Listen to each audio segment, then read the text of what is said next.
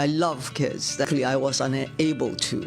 My ex really wanted a big family, and he needed sons to carry his lineage. Yes, we did love each other, but then, it doesn't get better. Able to step away and not pretend that it will work out. It's still sad. I love kids. That's one of the biggest joy in anybody's life. We did whatever it was necessary to try, and unfortunately, physically, I was unable to. Really my choice as well, because I knew my ex really wanted a big family. Right. Not just one son, but 2 sons, or 3 even better. And he needed sons to carry his lineage. Is that why you parted, really? That's one of the main reasons. Hindsight now, I think it was a smart thing for me to do. Able to step away and not pretend that it will work out. Yes, we did love each other, but then, it doesn't get better. I guess that's one of the reasons why we are still good friends today. His eldest daughter is my first godchild. Oh. So yeah, first ex-wife and I are like, we call each other. She was the YPO, I would be her +1. I think it's moving forward. It's accepting and letting go. It's all the same thing. So it was tough. But now I'm very blessed, because now all my friends throw their kids at me. So I have 6 godchildren. Back when his girlfriend got pregnant, he told me before he told his dad. Oh, really? Our grandchild was born on the 1st. On New Year's Eve, he said to me, "When are you leaving?" So I said, "I'm leaving on the 2nd to go to Los Angeles."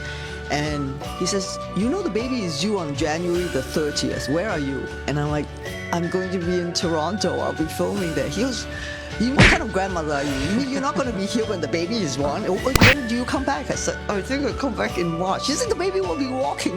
He was giving me such a hard time. "How can you leave? What do you mean? You promised to be my babysitter. Now you're going to leave me all." And the baby appeared on the 1st. That is so crazy. Michelle Yeoh. All I want. Become a ballet dancer. For all the little boys and girls who look like me watching tonight, this is a beacon of hope and possibilities. This is proof that dreams dream big and dreams do come true. And ladies, don't let anybody tell you you are ever past your prime. Never give up.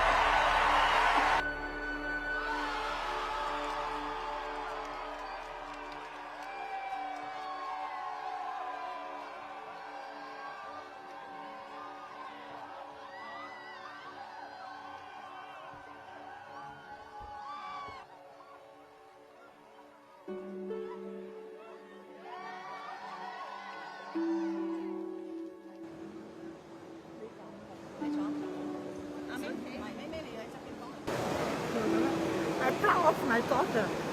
She is a very hardworking girl. I cried. It happened so quickly, and we are so happy that she won, that our auntie won. Yeah.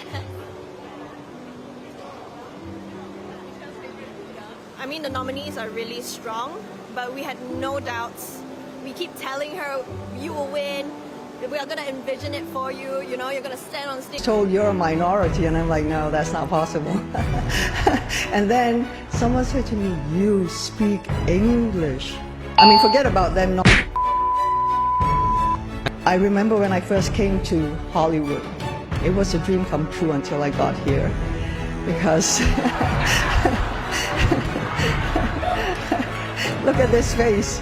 I came here and was told you're a minority, and I'm like, no, that's not possible. And then someone said to me, "You speak English." Forget about them not knowing Korea, Japan, Malaysia, Asia, India. And then I said, yeah, the flight here was about 13 hours long, so I learned on the way.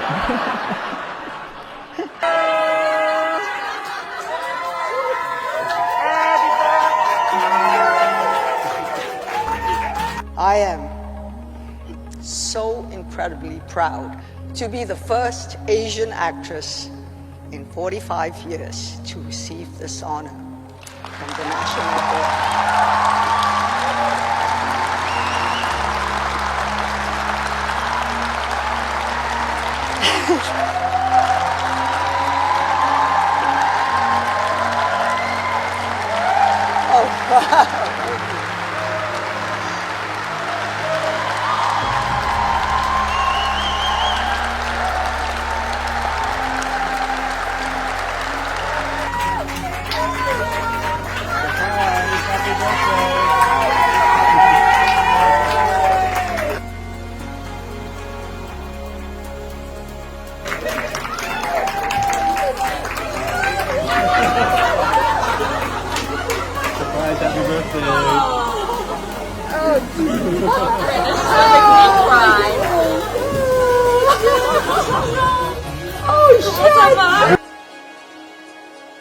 When falling, the tendency is to tighten up to brace for impact.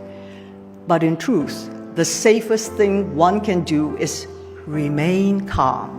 Knowing the limits that are set for you by others give you a place to point a different finger. I am talking about the middle one. Every demeaning role I was offered, every rejection I was handed, and every time someone underestimated me, I found energy and renewed motivation.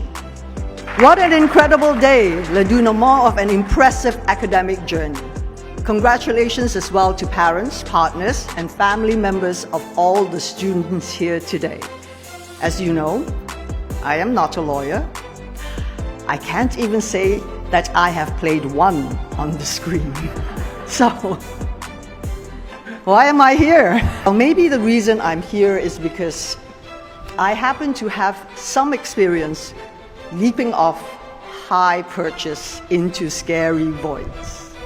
So do allow me to offer some simple pointers that I've picked up along the way in my career, full of leaps and dives. First one is pretty obvious, but not always easy. Stay loose. Dance was my safe place, my inevitable future, and my undeniable path. So I enrolled in a ballet school in England and began living my dream. Unfortunately, life had other plans. I suffered a spinal injury, and just like that, I watched everything vanish into thin air. Life as I knew it was over. With my dreams of dance crushed, I credit the principal of my school for giving me the encouragement that ultimately led me to a career beyond my imagination.